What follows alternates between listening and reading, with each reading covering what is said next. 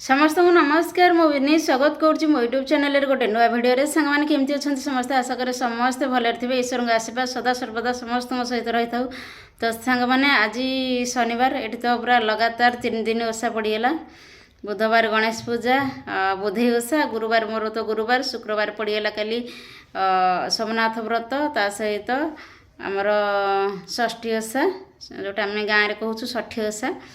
तो ये सब पर्वपर्वाणी माने ये मास सारा बहुत ओषा व्रत नहीं मत लगे ये मसटा एक्चुअली यहाँ हूँ धार्मिक मास माने कार्तिक मास आम समस्त जाने धर्म मास किंतु भाद्रव मासरे बहुत सारा धार्मिक माने ओषा व्रत समस्ते करती माने झील मैंने करती गणेश पूजा माने सॉरी झील मैंने करती खुदुरुकुणी गणेश पूजा पुओ मानकर भी गणेश पूजा रोचे छोटू बड़ जाके समस्ते ये मसरे ओषा व्रत किसी ना किसी करती जन्माष्टमी रोचे आ स्त्री लोक मानकर तो ये मसरे ओषा सब सरी जाइए कहले चलो।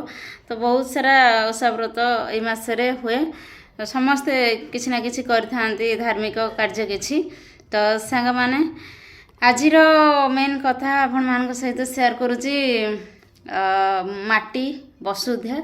तो ता ऊपर किसी कथा कहबी जो माटी माँ उपरे आमे रहीचे बास करुचे खाऊचे पीऊचे माने सबू किछि जहार ऋण आमे माँ बापा परे जदि आमर कहीं कहला भाया माँ बापा भी ये अधिका कारण सी भी आम माँ बापा को धारण करिछि ना।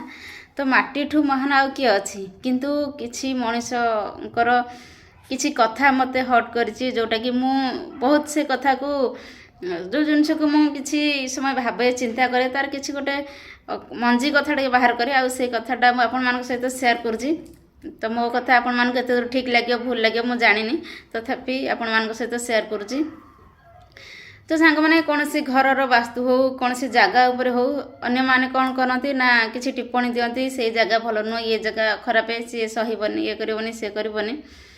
तो प्रकृति रे मु सब जिनस को देखिली निरीखिकी मनीष समाज को देखिली वसुधा माँ को देखिली। तो देखिया भितर मु गोटे जिनस भाविली कि प्रकृति रे माटी ही सब बेले पवित्र माटी ही भल माटी ही सठिक किंतु ये मनीष ही भूल मनीष खराब करुच्ची। माने गोटे उदाहरण देखिए आपण मान को बुझाऊँगी जिते बड़े आम गोटे जगार गोटे मटी आम कंटा गछ लगौचे तो चारिपटे से कौन हो जाए कंटा आच्छादित हो जदि से कंटा गछ को सफा करी आम से जगह गोटे फूल गछ किसी लगेगा तो से फूल बगानाटे हो जाए फूल बगीचा बहुत सुंदर हो जाए। तो से माटीर दोष कौन रहा माटी तो समस्त ग्रहण करुच्ची माटी प्रकृति सब जगह माटी ही ठीक माटी ही भल कि मनीष हूँ खराब। धरतु गोटे जगार जब आम श्मशान करुचे तो सेठी श्मशान हो जाऊँगी जदि कौटी मंदिर करुचे तो सेठी मंदिर हो जाऊँगी। तेणु माटी सब बेले कि भल किंतु मनीष ही ताको खराब करुचे मनीष ही ताको भल करुचे। आमे जो माटी आज रोचे आम 100 वर्ष पूर्वे आम जाने से माटी रे कौन थिला कौन नाई कौन होता। तो जुग पर जुग बीती गलानी बीती चली आगु को कौन हम यहाँ तो कली जुग चली पूर्वर केते झारा जुग जाइए आपण मैंने आम तो समस्ते जानीचे किंतु आम सब बड़े अन्यर दोषटा को देखौचे अन्यर भूलटा कहीदे से जगह भल नुह ये नुह सी नुह किंतु सब जिनस गोटे मनीष ही सब भल करें खराब करें। तो सांग मैंने ये किसी कथा आ जो वसुधा माँ उपर आम रहीचे ताकू केबे खराब करी कहबा से तो आ सांग मैंने एति कहबी आपण मान को गोटे संपूर्ण भल कथाटे प्रत्येक दिन आप सकाळ उठिला परे माटी को निज मथारे लगातु कारण से ही माटी आम महान यही माटी उपर आम निजे माटी आम माटी अच्छी बोली आम अच्छे ये पृथ्वी उपर आम केते जीवन यापन करुचे केते सारा कौन माने केमिति बंचुचे कौन करुचे सब किछि माटी उपर ही आम करुचे माटी आमको खाद्य मिलुचे आमको आकाश रु खाद्य मिलुनी। तो सांग माने यही माटी जहाँ भी वृक्ष लता फूल फल जहाँ हो सब किछि जो माटी आमको एते सारा उपकार करुच्ची तो आम ताकू केमती खराब करी कहि परिबा।